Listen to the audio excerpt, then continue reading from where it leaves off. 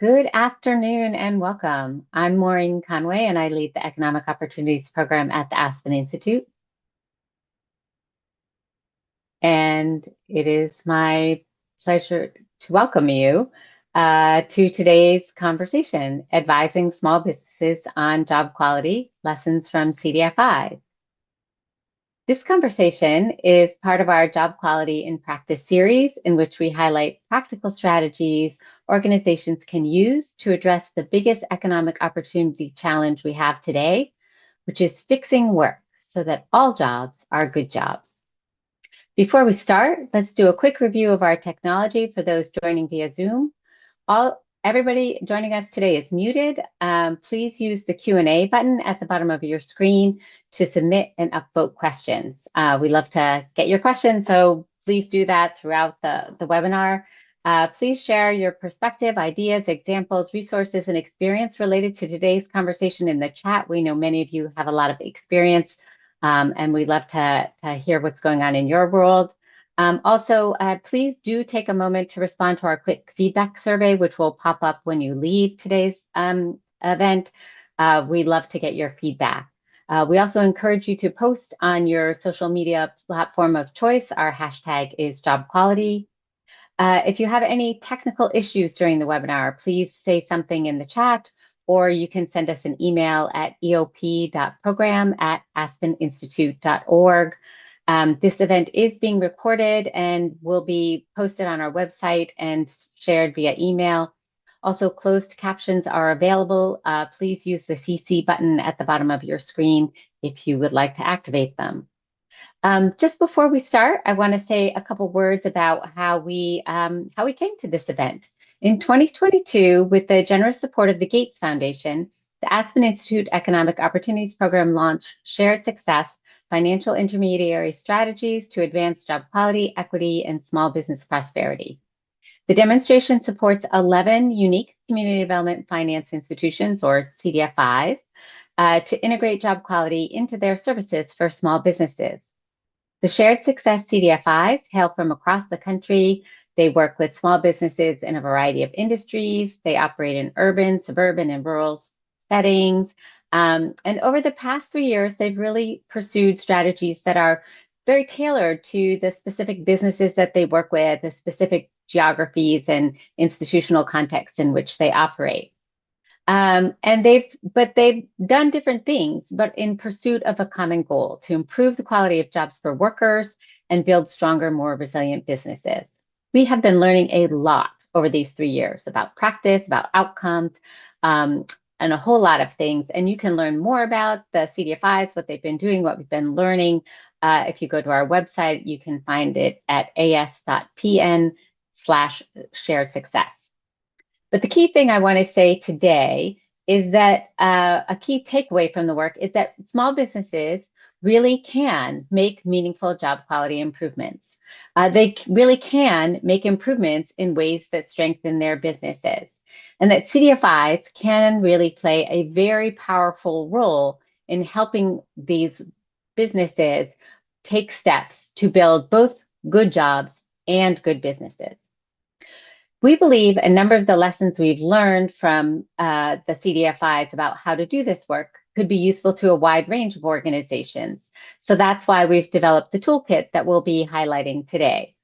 Let me just say a little bit how we're gonna run this. So in a minute, I'm gonna turn everything over to my colleague, Bryn Morgan. Bryn is a senior research associate with the Economic Opportunities Program, and she's really been the lead person in pulling the toolkit together, in soliciting ideas and insights from the CDFIs and synthesizing them into the toolkit that we have today. So really grateful for her contributions and her work on this effort. And so I'm going to turn it over to Bryn, and she's going to provide a quick overview of the toolkit. And then we're going to welcome 3 CDFI leaders, and she's going to moderate a conversation with them. And then, as I mentioned, those questions, we're going to have some time for Q&A at the end of the webinar. So before I turn things over to Bryn, though, we want to learn a little bit about who's joining us today. So we have a little poll which I'm hoping is going to launch, but I don't know how things are working with the poll. So is the poll up? Because we are hoping people can say what kind of organization you are and what you focus on.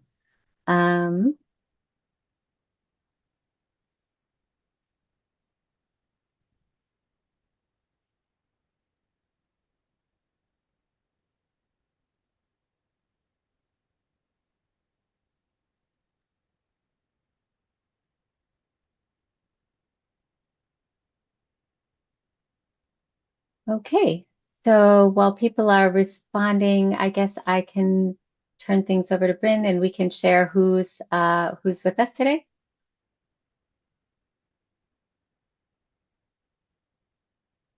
Good morning, and thank you all for responding to that poll. My name is Bryn Morgan, and I'm a Senior Research Associate at the Aspen Institute Economic Opportunities Program. I'm really excited to be able to share with you all today the Job Quality Advising Guide that we've been working on over the last few years, and also moderate a conversation with leaders from 3 organizations that have been a part of the Shared Success demonstration. Hoping to pull up some slides now. Before we dive into our panel conversation, I just wanted to give a quick overview of the guide itself. This is titled Building Shared Success, a Guide to Small Business Job Quality Advising for CDFIs. Next slide. So this guide is meant to be a tool for advisors to really integrate a job quality lens into their existing conversations that they're having with small business owners. Its focus ultimately is on demonstrating how improving job quality can help business owners achieve their business goals. Recognizing that many people come to this work with really different perspectives and understandings, the guide begins with background information on job quality. It starts by making the case on why job quality is important, especially for small businesses. It also details the role that CDFIs and other small business supporting organizations can play, given their existing services and mission orientation. While the guide is meant to be used by small business advisors or coaches, it does really forefront the perspective of small business owners in this work. Next slide.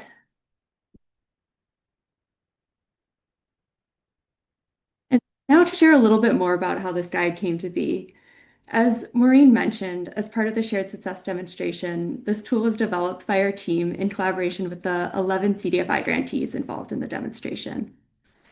After coming to recognize that job quality work really fits within the small business advising that CDFIs were already doing, we recognize the need for this tool to further support advisors, especially for those that were a little less familiar with job quality.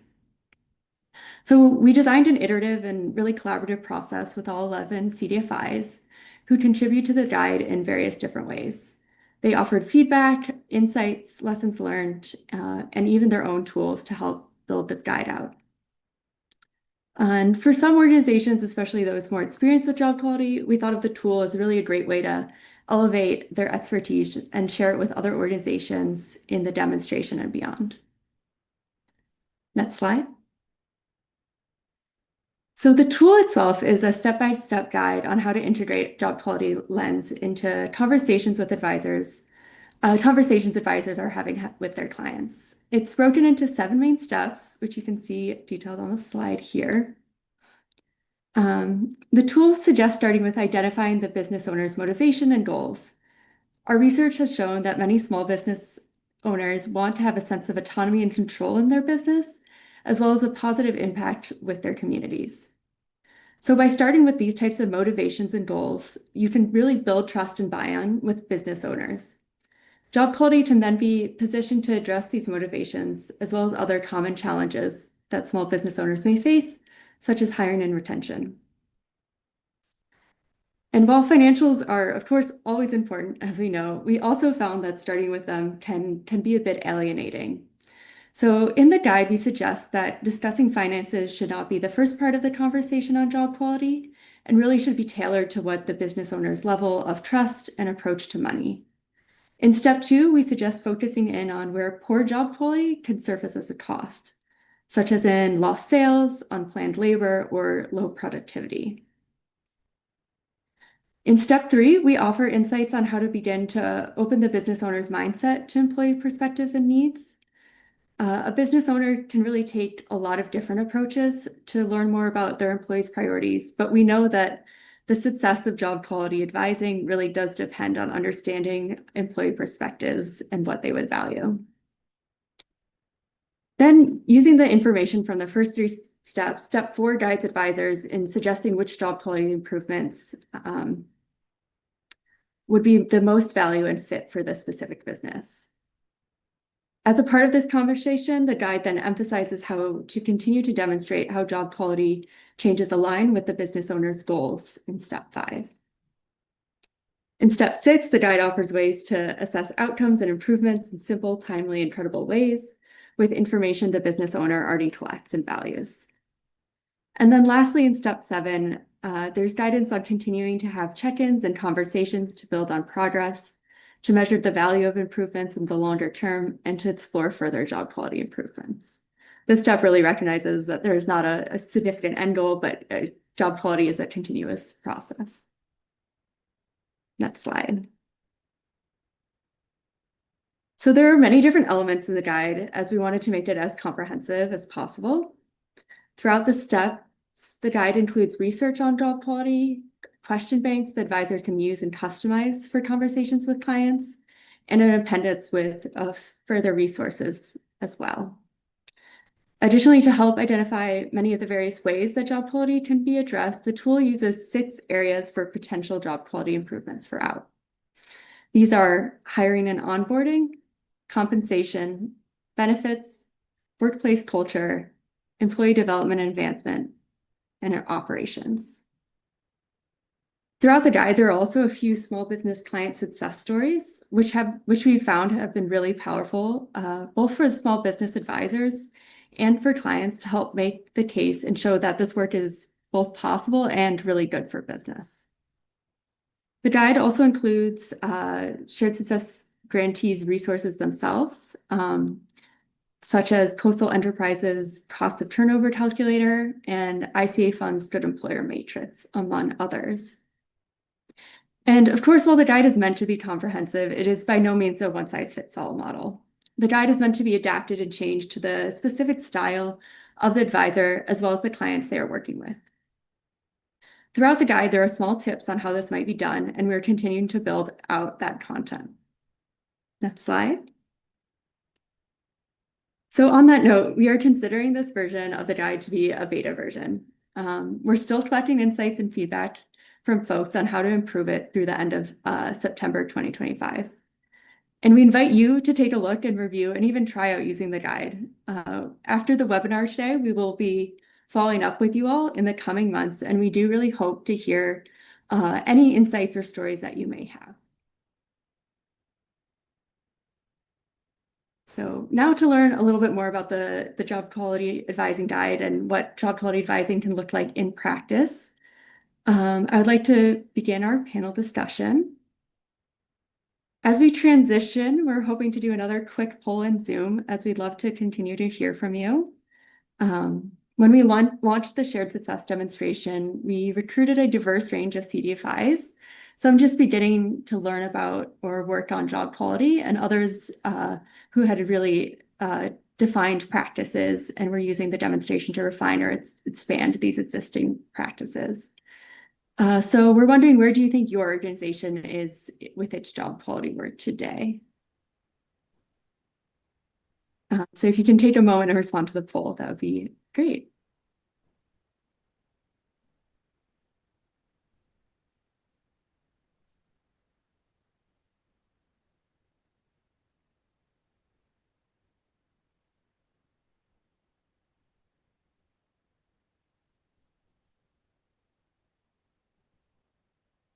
Thank you for sharing those responses with us. I hope that worked well. For our panel, I'm really happy to be here today with 3 phenomenal speakers. Cynthia Murphy, the Senior Program Director of Workforce at Coastal Enterprises, Inc., based in Maine. Amanda Blondeau, Chief Strategy Officer at Northern Initiatives, located in Michigan. And Delphine Tegaye, loan officer and business advisor at African Development Center based in Minnesota. Welcome. Thank you all for being here today. Thank you for having us. So each of you have been a part of the Shared Success demonstration over the last 3 years. When you all joined this demonstration, you were in different places in implementing and integrating job quality into your small business support.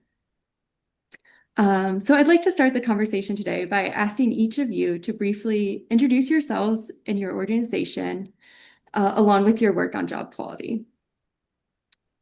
Cynthia, Coastal Enterprises really has been a leader in the field in terms of job quality for a while now.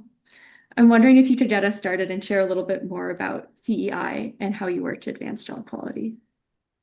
Yeah, thanks so much for hosting us today, Bryn. I'm happy to be here. So as Bryn said, we tend to be known as CEI, and we're based in Maine. We're working to build a just, vibrant, and client-resilient future for people and communities in Maine. And through our subsidiaries, we work in more rural regions across the country. We do our work by integrating finance, business expertise, and policy solutions in ways that make the economy work more equitably. Our good jobs work, as we refer to our job quality work, has been central to CEI's mission since our first loan to a fish processing plant on the coast of Maine nearly 50 years ago. About 7 years ago, we significantly enhanced our program, and we're continually refining our work, as we'll be able to talk about today. I think a few key points to know about the CEI Good Jobs work is that our approach starts from the business owner's perspective, and we only recommend ideas that are mutually beneficial, ideas that are good for the business that we think will improve the profit, and ideas that will improve job quality. As we'll talk about during the next few minutes, we've integrated job quality throughout the experience of that our borrower has with us. So starting with diligence, we're assessing the nature of existing and planned jobs through pricing and to post-closing advising. In addition, our business advisors who are located around the state work individually with clients who have questions about how to attract employees, how to retain employees, and they're weaving that into their general business advising. And then finally, investing in quality jobs is at the core of the model for two of our subsidiaries, our New Markets subsidiary and our venture subsidiary.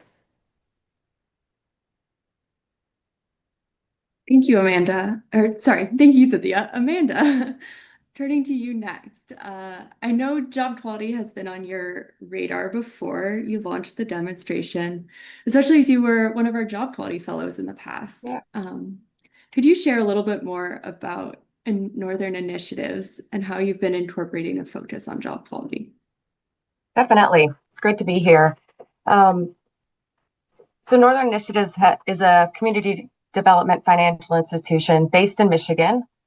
We focus on providing money and know-how to small businesses that are looking to start and grow, that they're creating jobs and helping our communities to thrive. So it's really in our mission, and we've been tracking, creating, and retaining jobs, but wanted to think about, but what do those jobs actually look like? And so when I got to be a part of the Job Quality Aspen Fellowship in 2018 and 2019, I got to delve in a lot more. Got to hear from workforce development. I got to hear from other types of organizations on how they were thinking of this, if it's employee ownership. And it really sparked something in me to dig a little bit deeper. But I came back with all this knowledge and was trying to think about how do you bring that back into the organization, because they're also be like, oh, she came back with another exciting thing, but wanted to actually be part of our organization. So when this came around, the job quality demonstration, I already had this in the back of my mind. We've been talking about it. Our president had actually, we had a newer president, Alyssa Sangali, that joined us in 2020. And prior to Northern Initiative, she focused in on B Corps and really measuring impact, with which quality work is actually a component of that. So this was this opportunity to kind of bring these our two passions together and knowledge and think about how do we actually make this part of our DNA at Northern Initiatives. And so we focused more on our advising is we have one-on-one and we use our Initiate platform. We call it blended learning. So it's a mix of one-on-one classes and self-directed learning, online learning. But we really focused in two areas. First is awareness, just being both in our team on how do we start to talk about this? Because job quality, a lot of times the first thought was, well, it's benefits. Well, we know that at some point that's, maybe you can't start there. That's a great thing to be able to offer, but it is also a continuum. So what else is included? Also being able to just lift up small businesses in the community. You can say, oh, that coffee shop.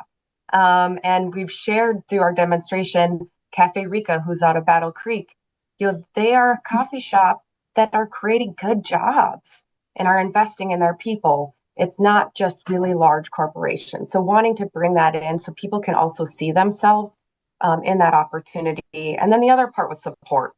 So through our individual coaching, bringing in experts to be able to help with HR specific questions, and as well as developing additional tools that our team can use and others can use as well.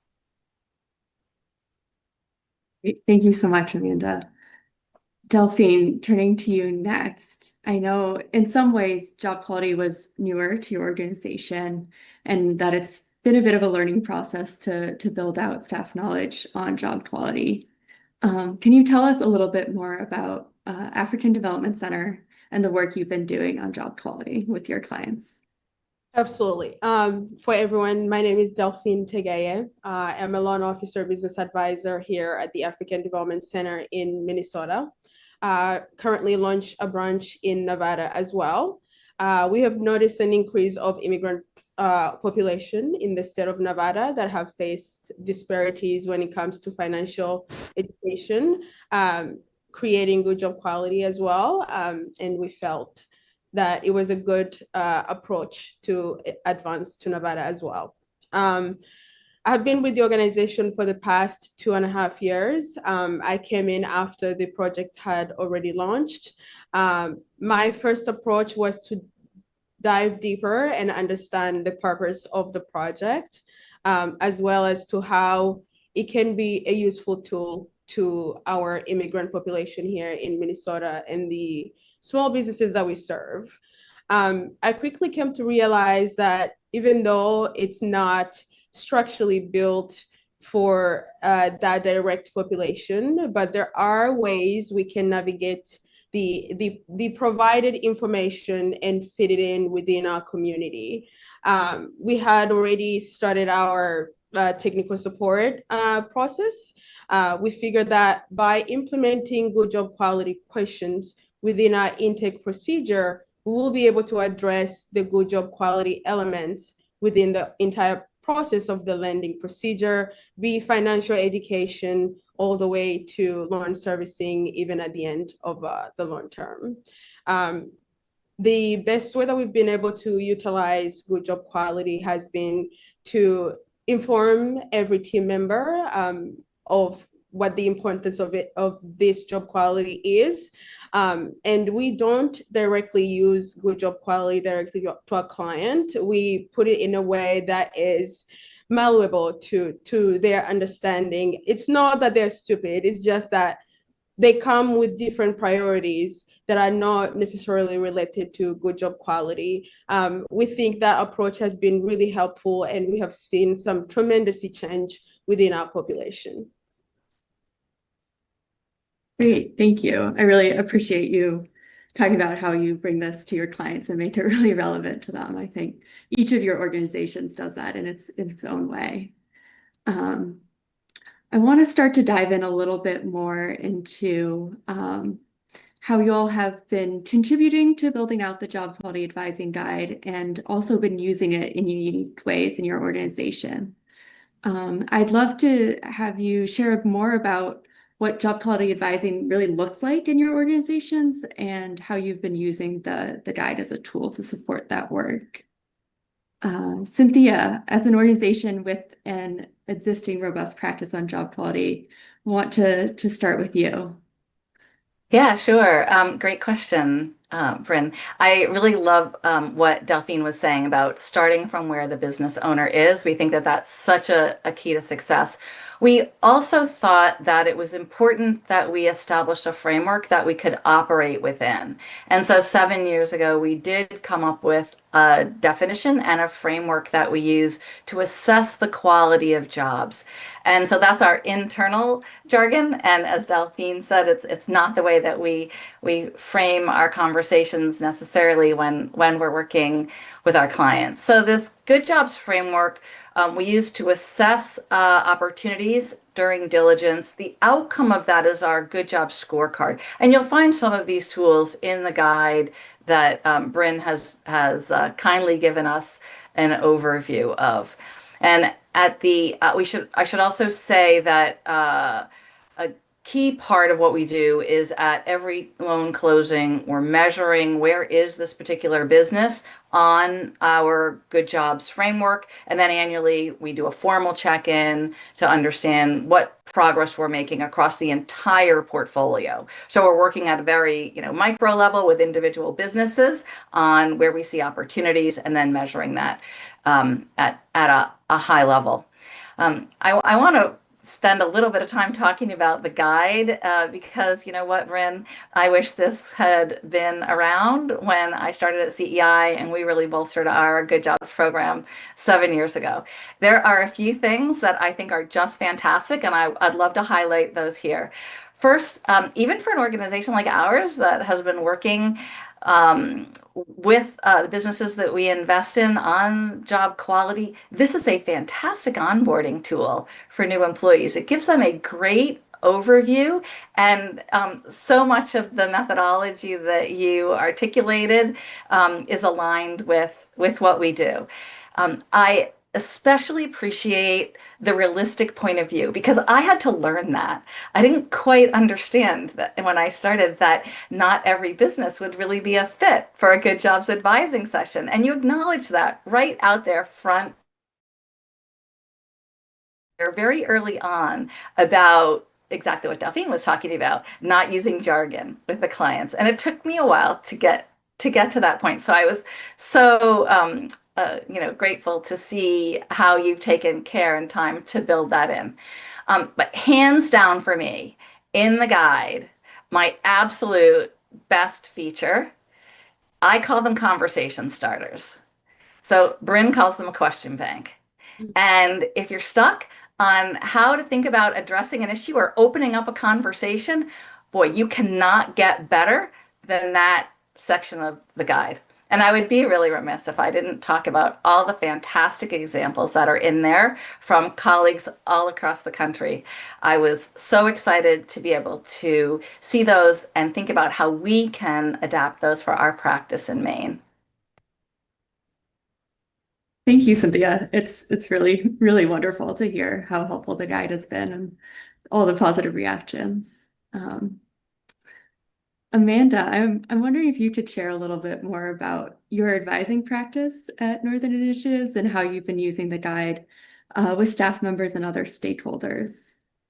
Yeah, definitely. Previously, I'd mentioned at Northern Initiatives, we have this blended learning approach. And what we really like to do is to pull together these tools that are best practices, that are the common questions that entrepreneurs have. So when we have an online platform with that we have those, but we also leverage others. And so when we started the our shared success, we actually started with a question bank, which is one of Aspen's resources, which is reflected in this. It's kind of funny that Cynthia brought that up too, because I was like, oh, I was going to talk about that because it is about starting the conversation. Because otherwise, it's like, well, how good is your jobs? Or like you want to open up, like, tell me about what it's like to work at your company. What would they say? And so those kind of tools is what we started to leverage. With that, though, we pair our advisors. Our advisors, I would say, are guides. They sit down with the entrepreneur. We have a tool that we use. It's called a self-assessment tool, where that small businesses rates themselves around where are they at for understanding around money, marketing, and management. And we've incorporated in questions that are tied to job quality, not saying job quality either. We're all using our own language. What are the things we hear as the pain from entrepreneurs? Finding good people, keeping good people. So thinking about some of those key elements of where they might have those challenges. So we've adjusted that. And then our advisors, our business coaches, they work with that entrepreneur to see, where are you at? What are the goals for your business? And let's see how we work through that, because this is a continuum. Start where you can right now, and then let's plan for the future. Just like a cash flow plan, which part of this does incorporate into your cash flow, let's plan for the future. With the business advising guide, we've actually been a part of that from the beginning, giving feedback, just like the others from the demonstration. So we've been able to test this as we've gone along. It's helped to shape some of the additional resources we've been creating in ways that we've had conversations, and we're digging even deeper in. So we have this beta version now, which has had many iterations. In a most recent staff retreat, Israel, who is our director of business services, he sat down with his whole team, the business coaching team, and they went through this advising guide. And then they're actually going to have follow-up meetings, kind of piecing this apart and talking about how they're implementing, gathering feedback, what's working, what's not. And so we're excited to dig even deeper. Great, Amanda. We definitely are too. And wanted to just be sure to kind of highlight a little bit, maybe have you talk a little bit more about how you've been using the guide as you built out your own resources on your platform Initiate, which you've already mentioned. Maybe just giving folks a little bit of flavor of kind of what those resources are and what topics they might cover. Definitely. Actually, when we started working as a group on the advising guide, it really focused on what are the key categories that we're hearing. And so it's hiring and onboarding, compensation, benefits, and perks. We will add that into workplace culture, employee development and advancement, and operations. So from that, we developed a good jobs inventory, and this was in partnership with the Aspen Institute, and all of the demonstration partners as well have been giving us feedback that look through each of those areas. It's an area that you can use. It's a tool that can be utilized with small businesses, and they can take this whenever they want. Where am I at today? Where do I want to go? And continue to assess. Helped also create a video, because I know she was just like, what is this? Why is it important for my business? How can it help? Not starting with the money part, even though we, as financial institutions, we're always going to be talking a bit about money. But we really talk about why this is a good for the business, for their business, for their employees, and for the community. And then had some other resources around hiring, onboarding, building trust, thinking about how you connect with workers. And so that the advising guide and all of the analysis and conversations and feedback have helped to develop tools that are going to be available to everybody to be able to use with small businesses and in your advising program. Thanks, Amanda. Yeah, definitely encourage people to check out those tools as well. I think as we look to review the guide, we are definitely going to be really intentional about kind of how those tools fit within this larger advising guide. So really excited about that work. Delphine, turning back to you, would love to hear a little bit more about how ADC has been using the advising guide, and especially how you've been thinking about it to train and onboard staff on your team. Absolutely. The tool has been very crucial in just providing an overall understanding to all the team members to be able to understand good job quality at its core, but also be able to tailor it to each client individually when they're working with them. The way we have implemented the process is, first time ever hearing about good job quality, we give you the tool, have a summary, but we have also taken the job quality element and highlighted areas that we want to focus on with within our community and our clients. And we understand the whole entire element may work for a specific organization as a whole, but considering that we are targeting different priorities at this time within the members that we serve, we have zoned in into specific areas that we think will be beneficial to all the business owners that we serve. So the toolkit has been an internal tool to help us understand and further develop skills to actually help the clients that we are working with. That's great. Thank you so much for sharing that. So as we all know, this work definitely can be challenging. It's not linear, and there are a lot of barriers that small businesses can face when making changes to their business and really addressing job quality. So I'm wondering if you all can share about a challenge you have had with your job quality work and how the advising guide or other tools have helped you overcome that challenge. Delphine, I want to turn it back to you. Can you share more about some challenges or a challenge you've had and how tools and resources have supported your team to be able to advise on job quality? Yes, absolutely. So the biggest challenge was to get our client to actually see the importance of good job quality. Again, remember, we are not calling it good job quality. They will come with a specific issue, and our approach has been to give them real life examples of a person they may know or may have some connection with, and try to drive what impact it could cause to their business if they do not follow these specific steps, for instance. So it has been, a learning curve for even us internally. We have a large, diverse group of team with very large backgrounds, within different parts of the world, and having, our clients be a very diverse demographic as well, has been really challenging to try and fit each approach differently. If I'm speaking with an individual, for instance, from Northern Africa, it will be a different approach if I'm speaking from someone from Central Africa. That has been a challenge, trying to be malleable and adapt to circumstances as they come. Yeah, definitely.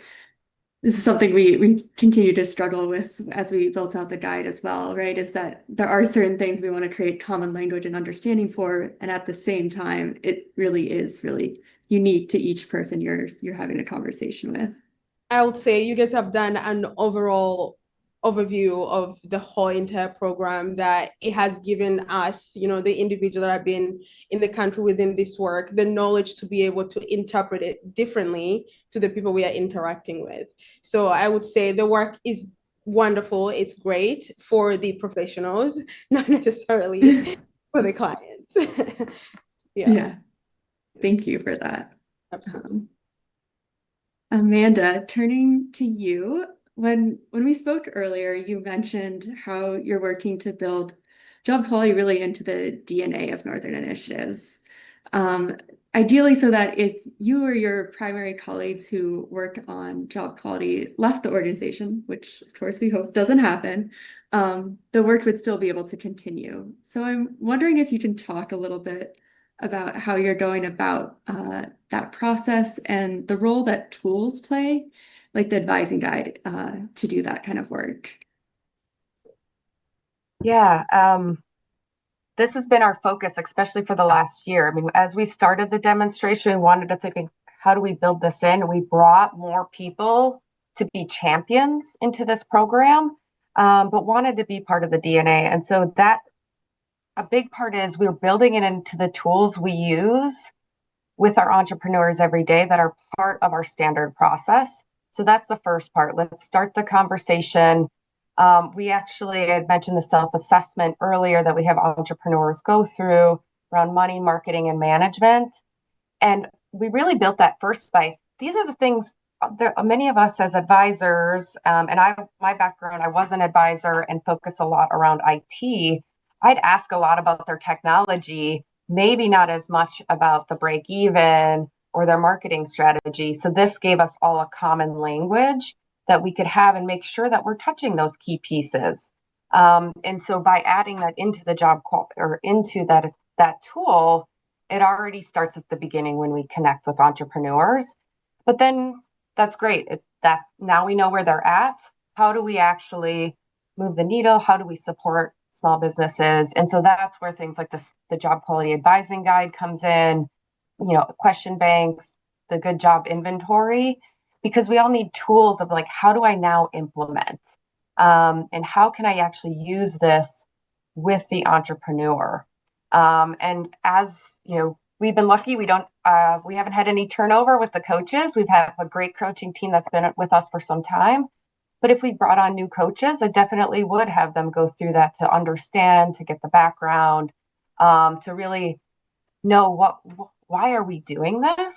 I think is a really important piece too, instead of, hey, we just do this. Yes, it's part of our DNA, but also having that understanding about how we do that or why we do this and how we do implement in our organization. So I'm feeling very excited about this, and that this work will continue, even if I'm not there, but I'm not planning to go anywhere.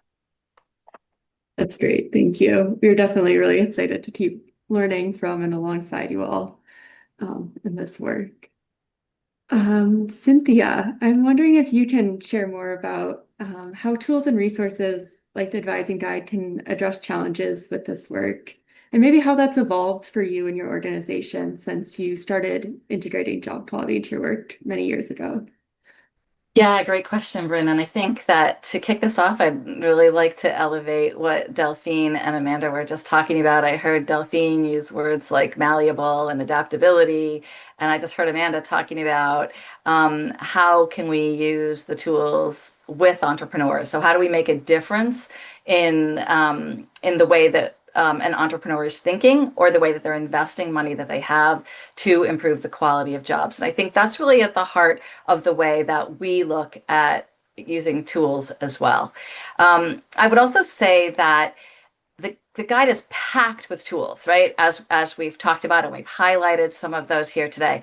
And if one of those tools doesn't exactly hit the mark for you, that's okay. Know who your clients are, know your market, take those tools and adapt them for what works in your community and with your clients. I'll give you a very quick example about that.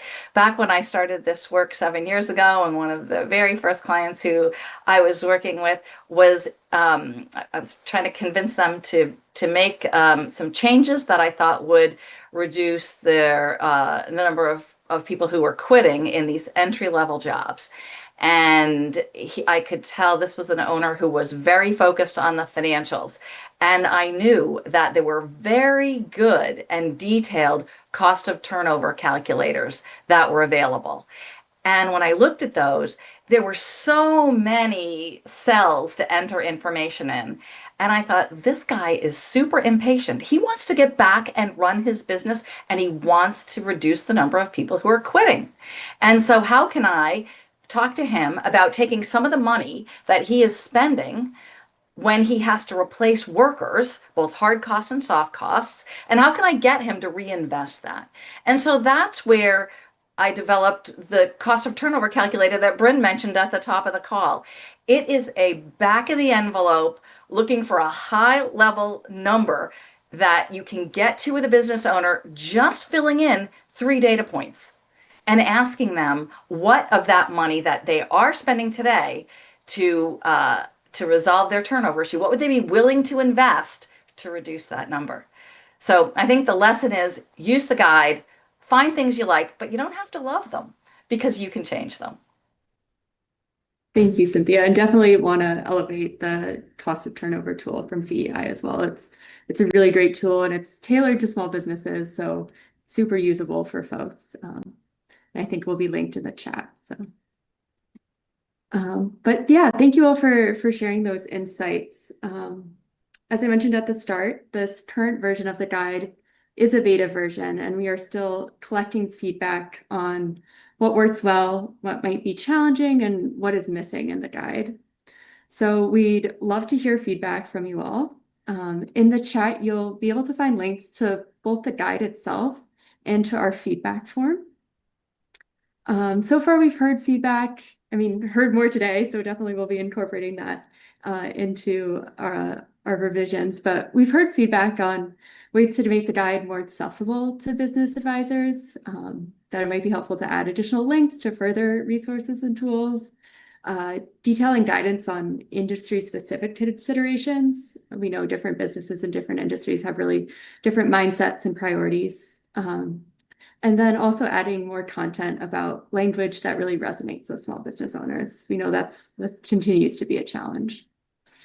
So as we look forward to continue to hear from you all in the coming months, we really would love for you to review or use the guide and encourage you to reach out with your thoughts. Before I go into my next question, I also just want to quickly remind folks that you can please submit any questions you may have using the Q&A feature on Zoom. We will be opening it up to audience questions shortly. And now as we think about using the advising guide to support job quality practice, as well as testing and revising it, for our panelists, I would love to hear in a bit of a lightning round to ensure we have enough time for audience Q&A. First, what is one thing you want the audience to remember about job quality work? And then what is one comment for me you would like me to keep in mind as I begin revisions on the guide? Delphine, let's start with you.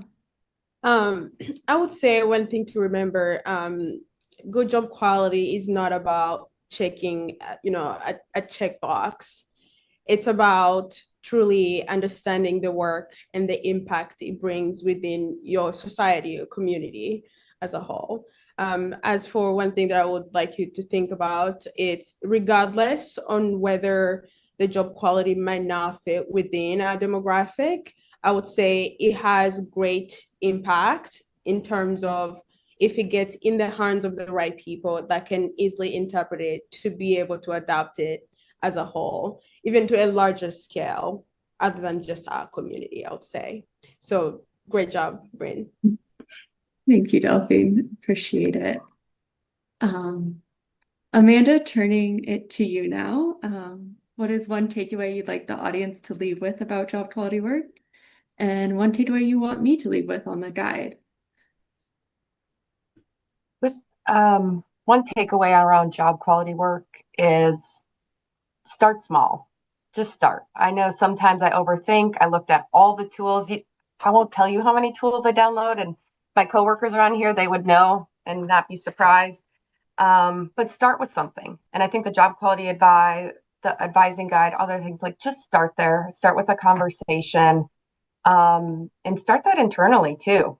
Not only is it what we're doing with our small businesses that we're supporting, but what do those jobs look like internally? So I just say, get started. It doesn't need to be perfect, but let's have those conversations would be the first takeaway.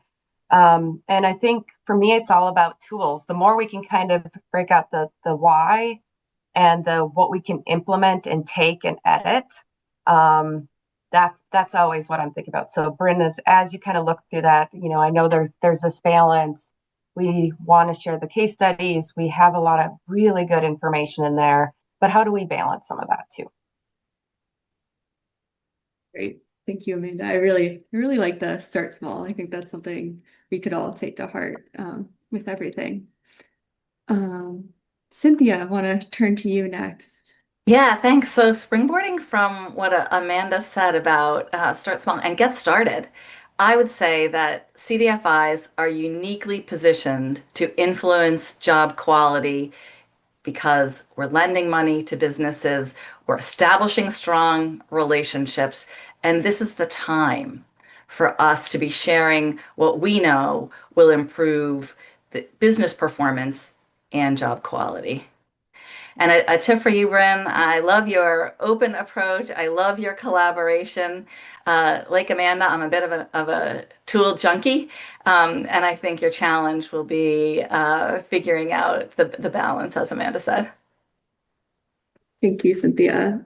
Thank you for kind of making the case for CDFIs. We have a lot of other content that we've created throughout this demonstration on how CDFIs can be doing this work. So I just really invite you to check out our website and explore what's out there. Um, Great. I now do want to leave a little bit of time at the end here for some audience Q&A. If you haven't already, please submit your questions using the Q&A feature in Zoom. We really welcome any question you may have. I am seeing one here related to job quality designations. It is, how does job quality link into certifications and designations for small businesses? And how do you publicly start to recognize good employers in your communities and the value they contribute? I know B Corp was mentioned earlier, so I'm wondering, Amanda, if you might want to start us off with this one. Sure. Actually, yeah, B Corp and Good for Michigan. We did some partnering with them too and did some cohorts around it was a good jobs cohort in Michigan. That's a great organization. What they're doing is they walk people through. So you start with the SDGs. We were very focused, sustainable development goals. I live in acronym world. If you're in CDFIs, you do as well. But they start there, and we really focused in on the workforce development. Through that, they went through a cohort, created a plan, and we were able to work with those entrepreneurs afterwards.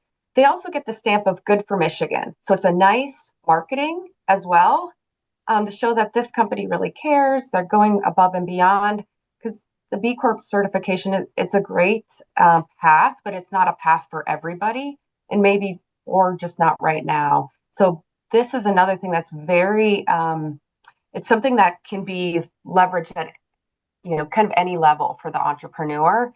And there are local first type of organizations throughout the United States too. And so that was something that, we like to leverage. And I think it's a really nice marketing opportunity too for small businesses. Great. Thank you, Amanda. Delphine or Cynthia, do you want to jump in here? I think for us, that's really the next step. I think that figuring out how to recognize businesses that achieve maybe our full definition of job quality is something that we're still talking about. I think that if we can elevate the public narrative by showing experts who are in businesses that are similar to someone else's business, can help build the field and move the needle. We're early stage on that. Yeah, it would definitely be great if there was more opportunities for that. I know when I travel myself, I always want to patronize small businesses, and if they had an extra stamp or something that said it's a job quality business, that would be even more incentive, I think, for folks. I think the one thing that is just acknowledging that it is that continuum, right? And sometimes where we have this challenge where we don't want to say it's good or bad. There is a continuum. So I think that's also that balance that we always need to be thinking about as well. Thank you, Amanda. Yeah, that's a really important point. We do have another question here that I'm hoping to turn to you all. It's something that's come up in, I believe, our last in-person convening, actually. The question is, are there things in the tool or the panelists' experience that talk about how to approach the topic of business succession and transition with the owner? And if so, does it talk about employee ownership as a great way to transition? Just want to open up, hear your thoughts if you have any content related to succession planning, which definitely has come up previously in our group. Yeah, it's a really important topic and one that we have dabbled in a bit. I think there's much more for us to do with that.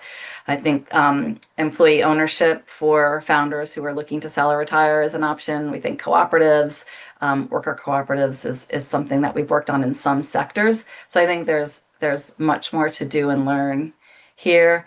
And the Aspen Institute has had a variety of workshops on transitioning business ownership.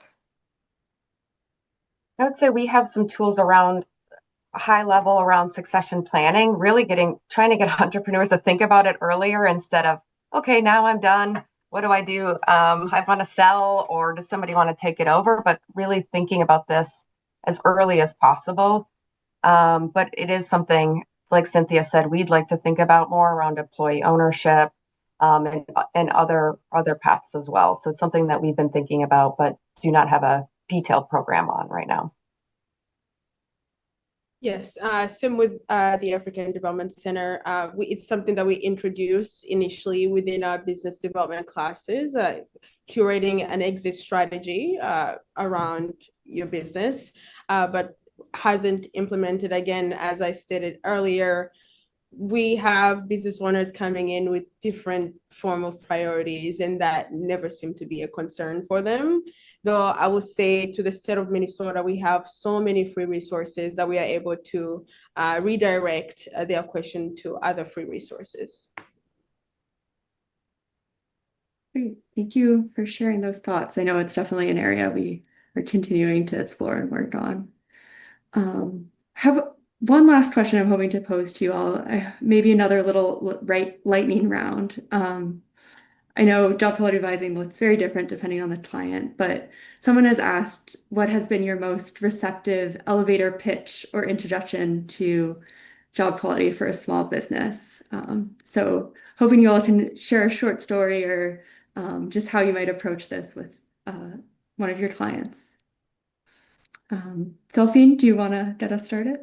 I said we really don't introduce it as job quality, right? So initially, we ask them questions to understand what their needs are. And then we are just using those job quality tools to assist them solve the problem. So on their end, they really don't know they're involved within job quality necessarily, but we are talking about it within the process of them being with us. So that's how we have navigated it. We started, by telling, oh, you'll be part of the job quality. They're like, no, no, thank you. Without even knowing what's all about, but having to show them that, retaining employees is very important. Having trusted people that will work with you in the long run to develop and grow your business is very important. Now, how do we maintain that momentum going forward? Yeah. I agree completely with Delphine. It's starting from what is the business owner's challenge and working from there. And as I think I said at the beginning, always introducing ideas that are mutually beneficial, something that's going to improve business profit and be good for the employees.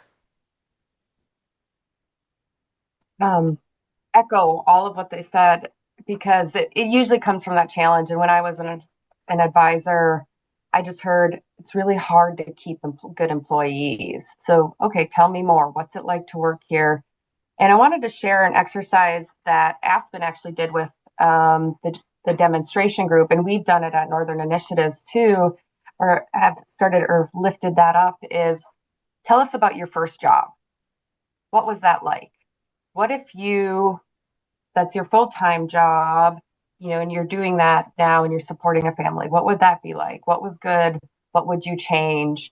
And I think also just reflecting, it's helping to go, what is it like to work here? How does that relate? And I think more with the entrepreneur, just trying to coach. What we learned is the first incentive is not financial. It really is, the entrepreneurs went into business because they had a passion, they care about their community, they want to be a leader. And so just trying to be able to pull that out and to have that conversation to say, well, what really is this? What is it really like to work here? And so those are just some of the things that just try to understand and to connect. Thank you, Amanda. I think that's a perfect note to close on. I'm noting we're just about out time. I just want to say thank you so much to Cynthia, Amanda, and Delphine for being here today and sharing your perspectives and expertise. Really enjoyed learning from you all over the last 30 years, and today learned even more. Also want to say thank you too to all of the Shared Success grantees who have been integral to this work and building the Job Quality Advising Guide itself. Also want to thank our audience for your great questions and comments. We definitely will be reaching out in the coming months to continue to collect feedback on the guide and hear stories about how you might be using it in your organizations. Also want to just say, please stay tuned for our next event, Fixing Work, Recent Lessons from the Field on Job Quality, which will be on July 22nd, where we will share a report on advancing bold solutions to fix work to ensure every job in our economy is a good job. And then lastly, but certainly not least, just want to thank our team at the Economic Opportunities Program for pulling together today's event, including my colleagues, Matt Helmer, Tony Mastria, Nora Heffernan, Francis Almodovar, Maya Smith, and Maureen Conway, apologies, and our colleagues at Architects as well. Thank you all so much.